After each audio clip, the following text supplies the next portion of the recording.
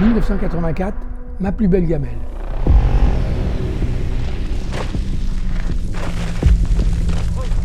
À 3 jours de l'arrivée, j'étais 11e, c'était mon plus mauvais classement au Dakar. Donc ça m'était égal, ce que je voulais c'est finir. Je n'étais pas à une place près. Et j'étais un peu fatigué, mais je rattrape dans une ligne droite le 10e, qui s'appelait Pilet, je me souviens. Et il devait y avoir un gros trou à droite parce qu'il passe à gauche. Je dis bon, je vais le doubler à droite. Et je vois 2 caméras. Et généralement, quand il y avait des caméras, c'est qu'il y avait un truc intéressant, ça pouvait être dangereux. Là, c'était la fin, j'étais fatigué, je dis non, ils font un travelling, c'est tout. Il y avait un énorme trou. Un, je ne le vois pas. Je monte en l'air, en plus, je me fais envoyer les fesses en l'air. Et 2, j'ai un très bon réflexe, je pousse mes bras pour dégager de la moto. Et je tourne en me protégeant comme ça, et je me souviens très bien, la moto, je me demandais, je me la prends sur le dos, je me la prends pas. Je savais que je me la suis pas pris. Et quand je tourne comme ça, je rebondis bien, donc je suis resté compact, et puis après, KO.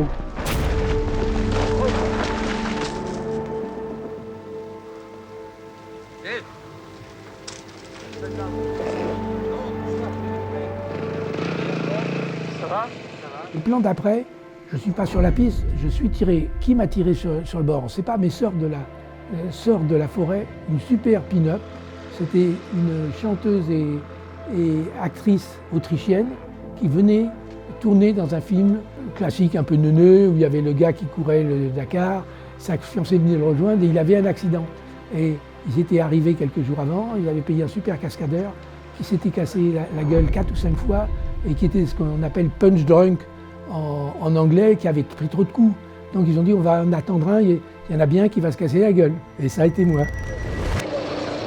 Oh, je suis con, je dormais. Et je suis parti doucement, je me souviens de rien. Je me souviens juste que je suis arrivé, je ne sais pas combien de temps j'ai mis, mais je suis arrivé et il y avait tels écarts que j'ai gardé ma place.